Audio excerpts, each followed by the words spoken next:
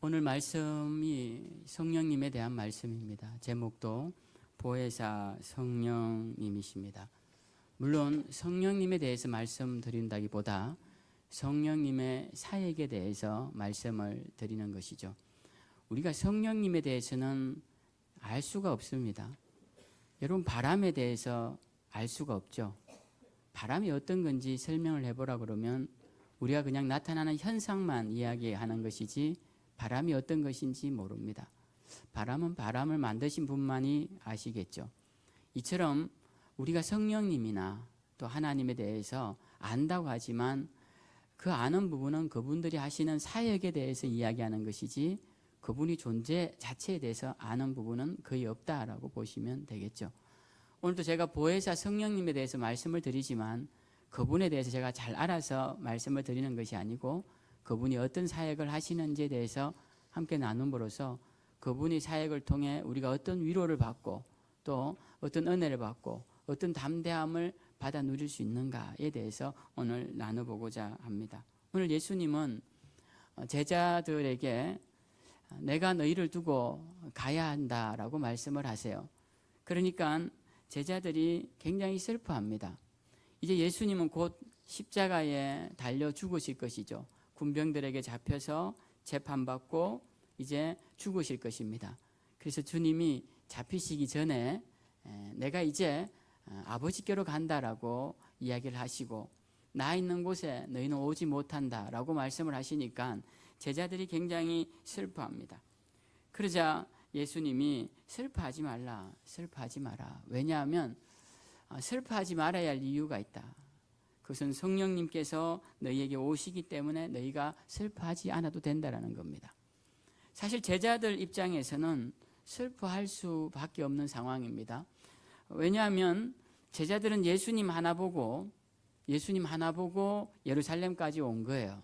그들의 재산도 버리고 그들의 가족도 놔두고 예수님 하나 보고 예루살렘까지 왔는데 예루살렘 성에 들어오니까 많은 사람들이 예수님을 환호하면서 호산나 다윗의 자손이여 라고 하면서 사람들이 환호하고 이런 모습을 보니까 이제 우리가 따라왔던 이 우리의 지도자, 우리의 선생 이 예수만 계시면 이 나라에 새로운 변혁이 일어나겠구나. 우리가 로마의 식민자에서도 독립할 수도 있겠고 이 부패한 종교적 세력을 뒤엎고 나라를 쇄신할 수도 있겠고 뭔가 혁명적인 일이 예수를 통하여서 일어나겠구나라는 기대감을 가지고 예루살렘까지 예수와 함께 왔던 제자들이에요. 그런데 예수님이 제자들을 놔두고 혼자 가신다고 하니까 그러니까 제자들이 슬퍼하며 괴로워했습니다. 그때 예수님이 7절에 이제 보혜사가 오실 것이니 너희가 슬퍼하지 말라라고 말씀하세요. 7절 하반절에 보면 내가 떠나가지 아니하면 보혜사가 너희에게로 오시지 아니할 것이요 가면 내가 그를 너희에게로 보낼 것이다 라고 말씀을 하십니다. 그러니까 예수님께서 내가 떠나가면 보혜사, 지난주에도 말씀을 드렸다시피 옆에 계신 분, 옆에서 함께 말해주시는 분, 나를 변해주시는 분이라는 뜻의 보혜사 성령님이 너희 가운데 올 것이다 라는 것입니다. 그러니까 두려워하지 말라라는 것이죠. 이 말씀은 요한복음 14장 26절에도 나오는 말씀인데요. 우리 요한복음 14장 26절 우리 함께 읽어보겠습니다. 자, 시작.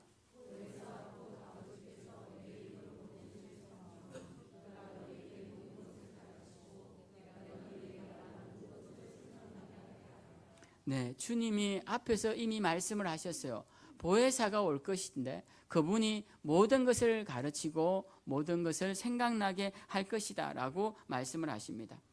오늘 예수님은 성령님께서 오실 것인데 이 보혜사이신 성령님께서 오실 것인데 그분이 오셔서 하는 일이 무엇이냐, 하실 일이 무엇이냐에 대해서 주님이 이렇게 말씀하십니다. 그분은 와서 진실을 밝히고 진리를 드러내실 것이다 라고 말씀을 하시는 것입니다.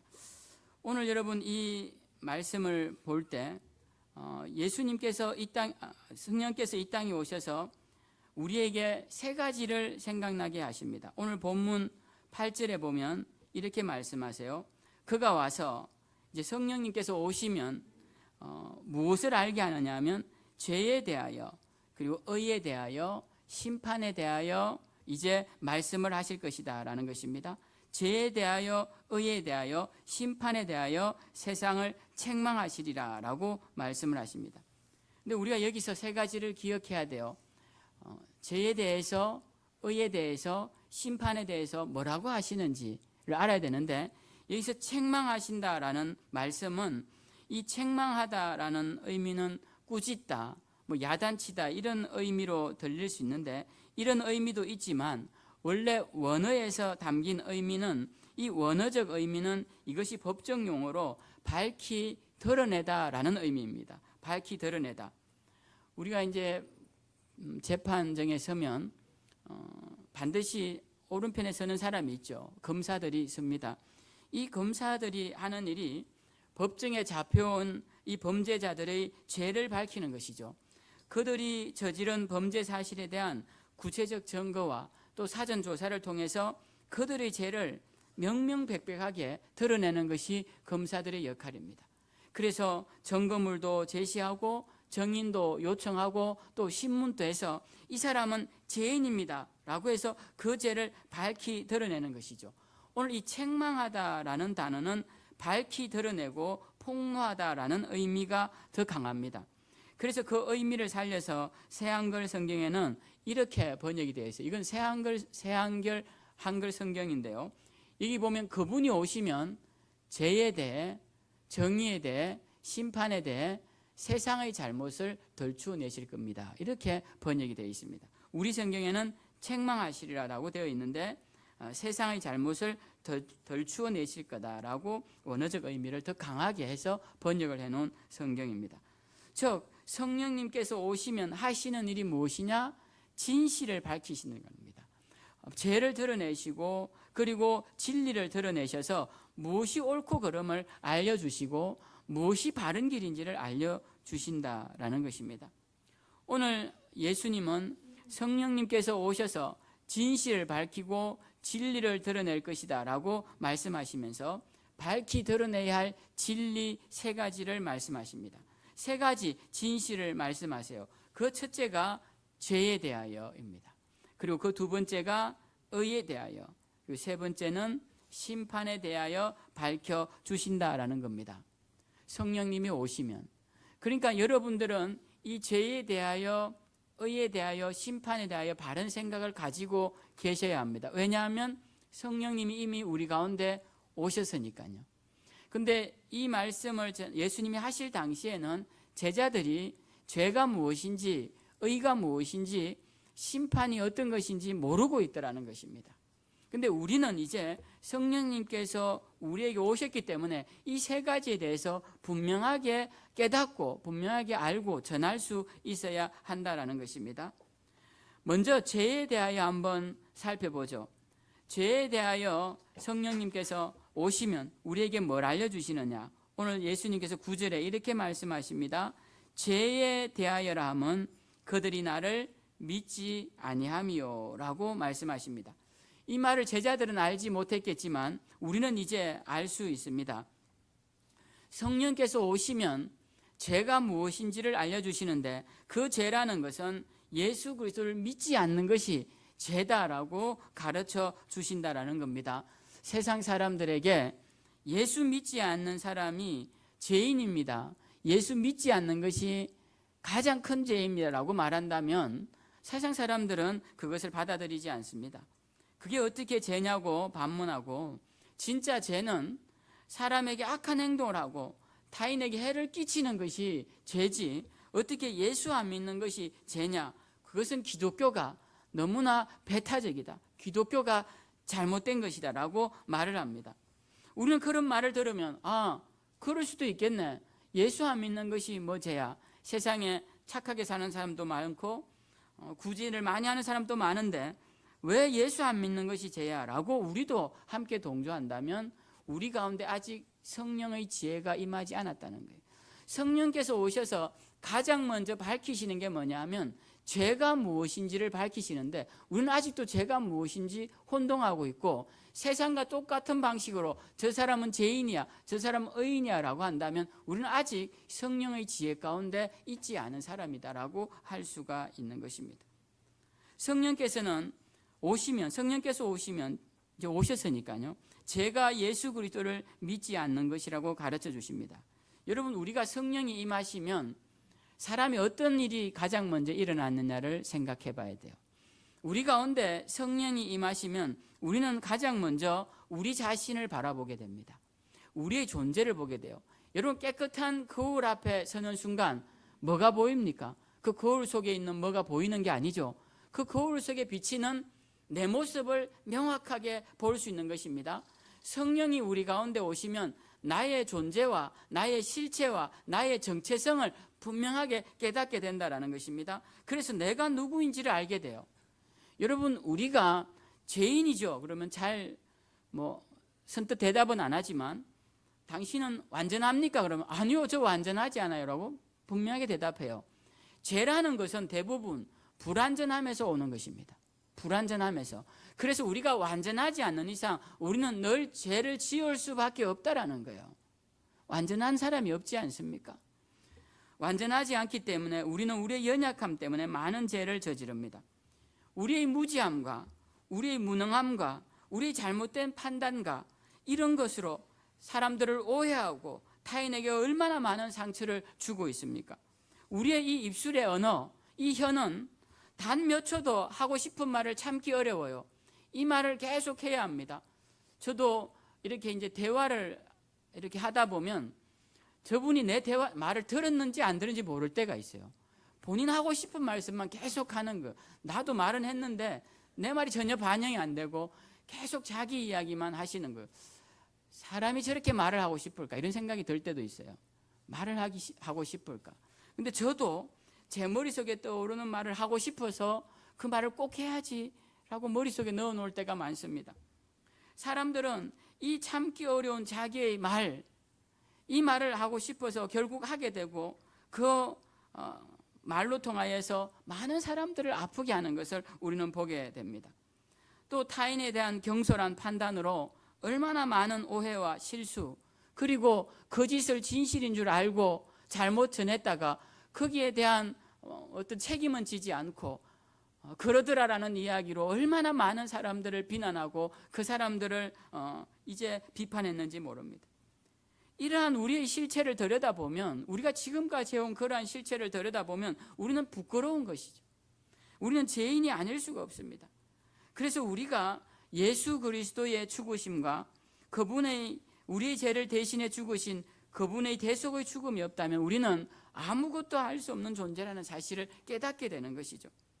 성령께서 오시면 이렇게 우리 죄를 깨닫게 됩니다. 성령께서 오시면 죄라는 것은 우리 힘으로 어떻게 할 수가 없어요. 이미 죄인이 된 우리는 이 죄의 형벌과 죄인이라는 부끄러운 호칭에서 벗어날 방법이 없습니다. 그런데 이 죄에서 벗어날 수 있는 유일한 방법이 예수 그리스도 십자가의 은혜인 것이죠. 예수 그리스도의 대속의 피가 없으면 죄를 씻을 수 없다는 것을 확실히 보여주는 예가 바로 유월절 사건입니다. 여러분, 이 유월절, 뛰어넘을 유자와 뛰어넘을 월자를 써서 우리말로는 뛰어넘는 절기다 이렇게 번역이 되어 있는데요. 이 유월절 아시지 않습니까? 그 이집트에 일어났던 그 저주스러운 밤, 모든 사람의 첫 자녀와 짐승의 첫 새끼들이 다 죽은 참으로 저주스러운 그날이 이제 유월절입니다. 그날 죽음의 사자들이 집집마다 다니면서 이 집에서 처음 태어난 자녀를 죽이고 처음 태어난 짐승의 새끼를 다 죽입니다. 그러니까 그 온 애굽이 울음바다가 되죠. 근데 그때 살아날 수 있는 유일한 방법이 있습니다. 그것은 어린 양을 잡아서 그 피를 문에다가 바르는 것입니다. 문 지방과 양문에다가 바르는 것입니다. 그러면 죽음의 사자가 그 문을 넘어가더라는 것이죠. 다른 방법이 없습니다. 여기서 살 수 있는 방법은 많은 물질도 소용없어요. 많은 권력도 필요 없어요. 우상을 향한 간절한 기도도 소용없습니다. 심지어는 하나님을 향한 기도도 소용이 없어요. 그때는 그때 필요한 것은 오직 어린 양의 피밖에 필요하지 않더라는 겁니다. 그 어린 양의 피를 잡아서 문에 바른 자는 그가 어떤 죄인이든 어떤 사람이든 애굽인이든 유대인, 이스라엘인이든 상관없이 그는 살았다라는 겁니다. 그러나 하나님의 이름을 간절히 부르던 자라도 그 이스라엘인이라 할지라도 어린 양의 피를 바르지 않으면 죽었다는 거예요. 그러니까 이 죄의 문제가 바로 이와 같습니다. 침례요한이 예수님이 오셨을 때 예수님이 지나가시는 모습을 보면서 이렇게 말하죠. 보라, 세상 죄를 지고 가는 하나님의 어린 양이로다. 예수님이 왜 오셨습니까? 그 유월절에 그 문지방에 발릴 어린 양의 피가 되시고자 이 땅에 오신 것이에요. 그러니까 우리의 죄라는 것은 반드시 죄의 값을 치루어야 하는데 죄의 값은 사망이에요. 이 사망의 권세에서 노임받기 위해서는 오직 어린 양의 피밖에 없다라는 거예요. 그러니까 어린 양의 피를 바르지 않은 자는 그 누가 되었든 다 죽을 수밖에 없는 죄인이라는 것입니다. 그래서 성령께서 오시면 죄에 대해서 알려주시는데 죄라는 것은 다른 것이 아니라 어린 양의 피를 문에 바르지 않은 것이 죄다라고 가르쳐 주신다는 거예요. 그 어린 양의 피를 바르지 않아 유월절에 죽어갔던 죄인들처럼 너희도 오늘날 그 예수를, 그 피를 너희에게 바르지 않으면 너희가 아무리 의롭게 살아도 너희는 죄인이라는 거예요. 아무리 선한 일을 해도 너희는 죄인이라는 거예요. 그것을 알려주시기 위해 성령께서 오셨다라는 것입니다. 그래서 우리는 진짜 죄가 뭔지 알아야 돼요. 진짜 죄가 무엇인지. 이 죄라는 것은 예수 믿지 않는 자, 그 보혈의 피를 믿지 않는 자가 죄라는 것입니다. 그러니까 여러분은 이제 그 보혈에 의지하는 순간 죄의 굴레에서 벗어나게 된 것이에요. 그걸 알려주시기 위해서 성령께서 오신 것입니다. 두 번째로 성령님께서 이 땅에 오셔서 가르쳐 주시길 원하시는 것은 의에 대해서 가르쳐 주시는 것입니다. 우리 10절에 보면 의에 대한 말씀이 있는데 우리 함께 읽어보죠. 자, 시작. 의에 대하여 함은 내가 아버지께로 가니 너희가 다시 나를 보지 못하며. 일반적으로 사람들은 의라고 하면 사람들이 행해야 할 바른 도리나 판단의 기준이 되는 규범 정도로 생각합니다. 그래서 예수님을 생각할 때도 저 예수란 사람이 죽은 이유는 세상적인 기준과 판단에 비추어 봤을 때 죄인이기 때문에 그렇다라는 것입니다. 그래서 그를 어떻게 평하냐면 그는 로마에 대항한 정치범이요 사회를 혼란한 이단의 교주로 생각했던 것이죠. 그렇게 해서 그는 반드시 죽게 되어 있고 그래서 죽었다는 것입니다. 죽었다라는 것은 죄의 값을 받았다라는 것이죠. 근데 예수님이 다시 살아나셨어요. 그게 어떻게 되는 겁니까? 다시 살아나셔서 하나님께로 가셨어요. 죄로 인하여서 죽었는데 다시 살아나셨으니 이것은 그분이 죄인이 아니라는 것이에요. 그분은 죄인이 아니라 의인이셨고 참된 의를 실현하신 분이다라는 걸 보여주는 것이 다시 살아나셔서 하나님께로 간 것을 의미하는 것입니다. 그러니까 의라는 것은 세상적인 판단 기준에 따라서 의가 아니라 살아나신 예수 그리스도, 모든 불의를 극복하시고 살아나신 그 예수 그리스도가 의다라는 것을 성령께서 가르쳐 주신다라는 것입니다. 죄 있는 자는 다시 살아나 하나님께로 갈 수 없죠. 성령께서는 예수님께서 의로우시란 분이란 사실을 모든 사람이 바로 이 예수님의 의를 힘입어서 살아날 수 있다는 사실과 결부시켜서 우리에게 알려주고 계십니다. 그러니까 우리가 의로울 수 있는 것은 예수님의 의로 말미암아 의롭게 된다라는 것입니다. 여러분, 이 말씀을 우리가 잘 생각해야 됩니다. 예수님의 죽음과 부활이 죄의 문제에 대한 유일하고 완전한 해답이라는 사실은 의에 대하여 전가하시는 성령의 역사가 아니고서는 깨달을 수가 없는 말씀이에요. 고린도전서 1장 18절에 보면 성령이 없는 사람들은 십자가의 도가 여전히 미련한 것일 뿐이라고 말씀합니다. 그러니까 성령의 역사가 없으면 예수 그리스도가 의인인지 알 수가 없는 것이죠. 세상 사람들은 예수가 왜 의냐라고 말할지 모르지만 우리는 예수 그리스도만이 참 의로우신 분이고 의의 실현자시다라고 말할 수 있는 것입니다. 그분은 완전한 의를 지니시고 그 의를 베풀어 주시는 분이십니다. 그래서 성령님은 그 의의 실현자로 예수님을 소개하고 있다라는 것입니다. 여러분, 우리가 의가 무엇이냐라고 사람이 물으면, 참된 의가 무엇이냐라고 사람이 물으면 이렇게 대답하시면 됩니다. 예수 그리스도만이 참된 의다라고 말씀하시면 돼요.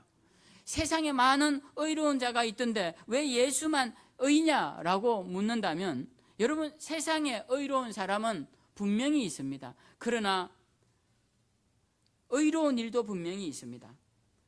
100%이 의로운 사람들이 다 잘못된 의인은 아니겠지만, 그렇다고 100% 그들이 다 완전한 의인도 아니라는 것입니다. 우리가 이걸 알아야 돼요.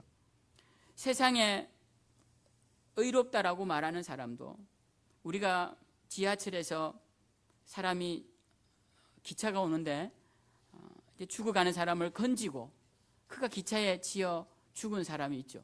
그런 사람을 우리는 의인이라고 부릅니다. 의인이라고 부릅니다. 그러나 그의 삶을 처음부터 끝까지, 그 죽기까지의 삶을 다 들여다보면 그는 의인이 아니에요. 그가 그전에 뭘 했는지 우리는 알 수가 없습니다. 그 한 사건만 가지고 의인이라는 거예요. 그러니까 세상에 의인은 많지만 100% 완전한 의인은 없다라는 겁니다. 그런데 잘 생각해 보십시오.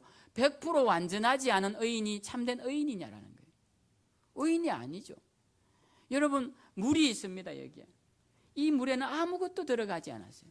근데 여기에 제가 소금 알갱이를 딱 던지면 이 물은 소금물이 되지 이게 맹물이 되지 않는 거예요.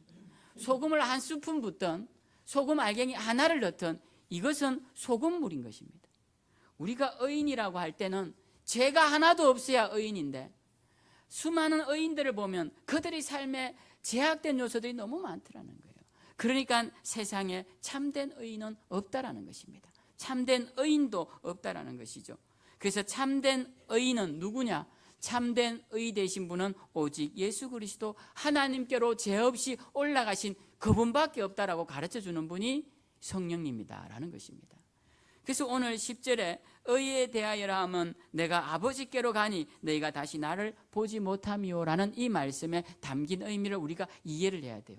아, 참된 의는 하나님께로 가신 그 의로우신 예수 그리스도밖에 없구나. 그분에게 나아가지 않는 이상 우리는 의로운 삶을 살아낼 수 있는 사람은 아무도 없구나 라고 우리가 생각해야 한다는 것입니다. 그래서 여러분, 세상에서 의롭다고 하는 사람들 함부로 미혹되지 마십시오. 의로워 보일 뿐입니다. 그리고 의로운 일만 알 뿐이죠. 세상에서 완전한 의는 없다고 생각하시고 항상 주님 안에서 의를 찾고 의로운 삶을 살아내시는 우리 모두가 되어야 할 것입니다. 세 번째는 심판에 대해서 말씀을 하십니다. 11절에 보면 우리 11절을 함께 읽어보죠. 자, 시작. 심판에 대하여는 이 세상 임금이 심판을 받았음이로라. 심판에 대하여라 하면 누가 받느냐? 이 심판은 이 세상 임금이 받았다라는 것입니다. 여러분, 심판이 무엇이냐면요, 이게 재판입니다. 재판. 이 심판은 죄에 대해 책임을 묻는 것이에요. 여러분, 재판정에 갔을 때 혹시 재판관이 이 사람은 죄가 없고 훌륭한 일을 했으니 상금 1,000만 원에 처하노라 이런 거 보셨습니까? 그런 건 한 번도 없습니다. 재판정은 상금을 주는 곳이 아니에요. 그곳에서는 죄에 대한 형벌을 주는 것입니다. 그러니까 오늘 하나님 예수 그리스도께서 심판에 대해서 성령께서 알려주신다고 하실 때 이 심판은 누구에게 일어나는 거냐?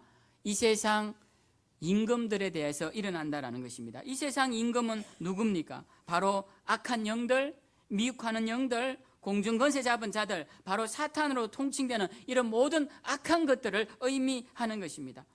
성령께서 오시면 예수 그리스도를 통해 참된 심판이 이루어졌음을 알려주신다는 거예요. 여러분, 우리가 이 땅을 살면서 악한 영들의 역사가 많죠. 미혹하는 영들의 역사가 많습니다.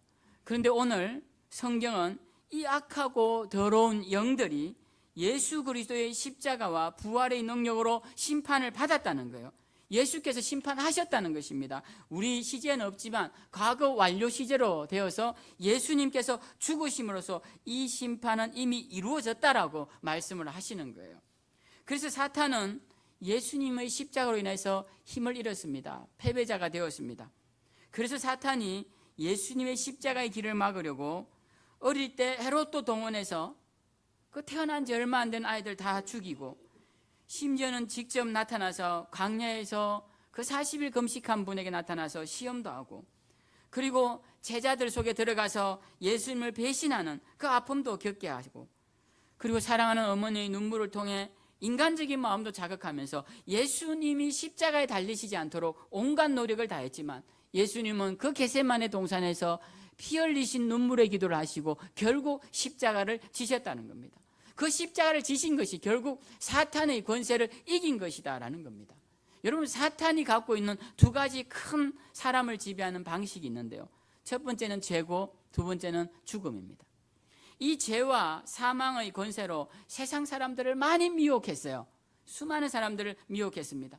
그런데 예수님께서 십자가에 달리시면서 이 죄의 문제를 극복해 하셨고, 그리고 다시 살아나시면서 죽음에 대해서 승리하셨습니다. 죽음의 문제를 극복해 하신 거예요. 그러니까 주님의 죽으심은 죄의 문제에 대한 해결이요, 주님의 살아나심은 죽음에 대한 문제를 해결한 것이에요. 사탄이 갖고 있는 두 가지 권세를 예수님의 십자가와 부활로 해결해 주셨다라는 것입니다. 그렇기 때문에 이 심판이라는 말씀이 무슨 말씀이냐면, 성령께서 오셔서 심판에 대해서 가르쳐 주실 때 예수 그리스도가 이미 십자가와 부활의 능력으로 이 세상의 악한 영들을 심판했으니 너희는 두려워하지 말라, 염려하지 말라, 이 말씀을 성령이 우리에게 하고 계신 것입니다. 그러니까 이 심판에 담긴 의미가 이렇게 깊고 은혜스러운 말씀이라는 거예요. 로마서에 보면 하나님께서 사도 바울을 통해 이렇게 말씀을 하십니다. 우리 로마서 8장 1절 2절 말씀 우리 함께 읽어보죠. 우리 다 함께 읽어보겠습니다. 자, 시작. 그러므로 이제 그리스도 예수 안에 있는 자에게는 결코 정죄함이 없나니 이는 그리스도 예수 안에 있는 생명의 성령의 법이 죄와 사망의 법에서 너를 해방하였음이라. 네. 여기서 뭐라고 하십니까? 예수 그리스도 안에 이제 결코 정죄, 이 정죄라는 것은 죄를 확인시켜주는 거, 확정시켜주는 겁니다. 너 죄인이야, 땅땅땅, 이게 정죄인 겁니다. 죄가 정해진 겁니다. 이렇게 정죄함이 없나니 이 이유는 그리스도 예수 안에 있는 생명의 성령의 법이 죄와 사망의 법, 이 누구의 법입니까? 사탄의 법 아닙니까? 사탄이 갖고 있는 두 가지 권세, 죄와 사망의 권세에서 너를 해방하였습니다. 누가? 예수 그리스도가 누구를 통해 알려주시느냐? 생명의 성령의 법을 통해서 우리에게 알려주시는 거예요. 그러니까 성령께서 오시면 우리가 뭘 깨닫게 되느냐? 아, 우리 주님을 통하여서 이제 죄와 사망의 문제가 해결되었구나. 그러니까 우리가 죄와 사망의 문제로 더 이상 괴로워하거나 고민하거나 애달파하거나 두려워하거나 하면 안 된다라는 것이요. 왜? 성령께서 우리에게 오셔서 그 결과를 알려주셨기 때문에 그런 거예요. 그래서 우리는 이제 더 이상 주님 안에서 정죄를 당하지 않을 것입니다. 이미 사탄은 주님의 십자가 권세 아래 심판받았고 이제 예수 안에 있는 성도들에게 더 이상 지배자로서 군림하지 못하게 된다는 것이에요. 그래서 야고보 사도는 야고보서 4장 7절에서 이렇게 우리에게 부탁합니다. 그런즉 너희는 하나님께 복종하라, 마귀를 대적하라, 그리하면 너희를 피하리라. 그리하면 너희를 피하리라. 너희가 마귀를 대적하면, 여러분, 피한 자는 누가 피합니까? 지는 자가 피하는 거죠. 힘이 없으니까 피하는 겁니다. 우리가 마귀를 대적하면 그들이 우리를 피한다라는 것입니다. 그렇기 때문에 우리가 하나님의 전신갑주를 입고 깨어 있으며 마귀를 대적한다면 사탄 마귀는 더 이상 우리에게 위협적인 존재가 되지 못함을 기억하시기 바랍니다. 우리는 오늘 이 세 가지를 기억해야 합니다. 성령께서 오셔서 우리에게 주시는 중요한 세 가지 진리를 기억해야 합니다. 예수 그리스도 없으면 그 누구라도 죄인이라는 사실을 기억해야 합니다. 그리고 예수 그리스도의 부활과 성천을 통해 우리 주님은 참 의가 되셨고 그 주님을 믿는 자만이 의롭게 된다는 사실을 알아야 합니다. 그리고 예수 그리스도의 십자가와 부활의 능력으로 세상 사탄은 이미 심판을 받았다는 사실을 기억하고 우리는 이 악한 영과의 싸움에서 승리하는 자가 되어야 할 것입니다. 이제 예수님께서는 이 진리의 성령을 말씀하시면서 그분이 어떤 일을 하기 위해 오신 건지 다시 한번 말씀하십니다. 13절에 보면 이렇게 말씀하세요. 그러나 진리의 성령이 오시면 그가 너희를 모든 진리 가운데로 인도하시리니 그가 스스로 말하지 않고 오직 들은 것을 말하며 장래 일을 너희에게 알리시리라. 14절 그가 내 영광을 나타내리니 내 것을 가지고 너희에게 알리시겠습니다. 진리의 성령이 오시면 무엇을 하시느냐? 진리 가운데로 우리를 인도해요. 죄와 의와 심판이 무엇인지를 알게 하시고 그 다음에 뭘 하시느냐? 내 영광을 나타낼 것이라는 거예요.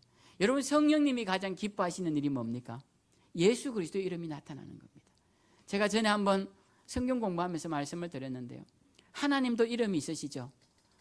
성부 하나님의 이름이 있으십니다. 뭡니까? 자, 우리 누가 한 명 똑 찌워 이야기를 물어야 대답을 하실 것 같아. 늘 오시는 이윤을 권사님 안 오셨네. 자, 전정숙 집사님, 성부 하나님의 이름이 뭐죠?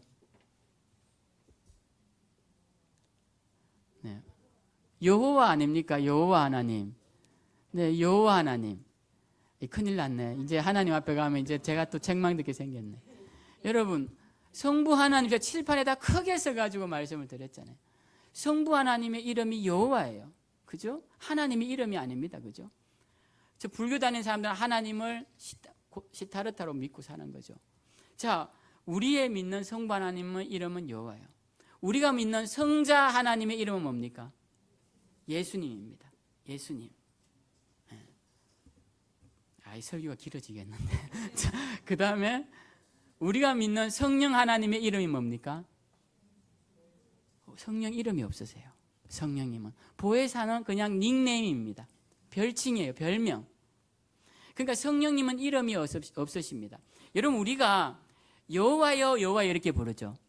그래서 예수님을 부를 때 우리가 어떻게 부릅니까? 예수여 예수여 이렇게 부르죠. 이름이기 때문에 그런 거예요. 그분의 이름이기 때문에. 우리가 왜 예수님을 하나님이라 부르는데 예수님은 예수님이라 하지 않나? 이거는 잘 몰라서 하는 말입니다. 예수님도 하나님이시죠.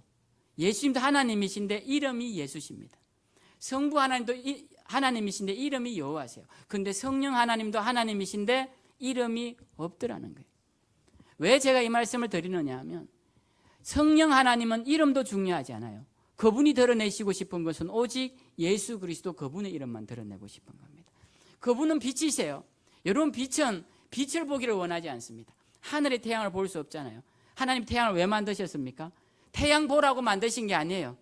태양이 이 세상을 비추라고 만드신 거고, 이 비추는 세상을 보라고 만드신 거예요. 성령님은 빛이십니다. 빛이 되셔서 누구를 비추시느냐? 예수 그리스도를 비추시는 거예요. 그러니까 우리 보고 예수를 보라고 성령이 빛을 비추어 주시는 거예요. 그게 일루전이에요. 조명하신다는 뜻입니다. 그러니까 성령께서 우리에게 오셔서 나타내시고 싶은 것은 오직 예수 그리스도의 영광이에요. 오늘 14절에 그래서 그 말씀을 하시는 겁니다. 그가, 성령께서 내 영광을 나타낼 것이다. 그러니까 여러분, 마지막에 이 말씀을 드리고 싶어요. 우리의 신앙도 누구의 영광을 드러내야 합니까? 예수 그리스도의 영광을 드러내야 합니다. 여러분의 삶이 예수 그리스도의 영광을 드러내야 돼요. 내 이름은 안 드러나도 됩니다. 여러분의 삶은 하나도 궁금하지 않아요. 하나도 중요하지 않습니다. 그 책에 남겨서 기록할 필요도 없어요. 우리의 삶이라는 것은 오직 예수 그리스도의 영광만을 위해 살아가는 것이 가장 귀한 것이 바로 그리스도인이라는 거예요. 그래서 그리스도인이 된 것입니다. 그리스도를 높이자고. 그래서 오늘 이 세 가지 우리 말씀을 기억하시고, 우리가 죄에 대해서, 의에 대해서, 심판에 대해서 바로 알고, 성령께서 이 땅에 오셔서 진리로 우리를 이끄시고 예수 그리스도를 드러내신 것처럼 우리의 삶도 이 진리 안에 거하고 예수 그리스도를 드러내는 삶이 되어야 되겠다. 그것을 다짐하시고 우리의 삶이 다했을 때 예수 그리스도의 영광을 나타낸 많은 열매들이 여러분 삶에 아름답게 맺혀지시기를 주님의 이름으로 축원드립니다.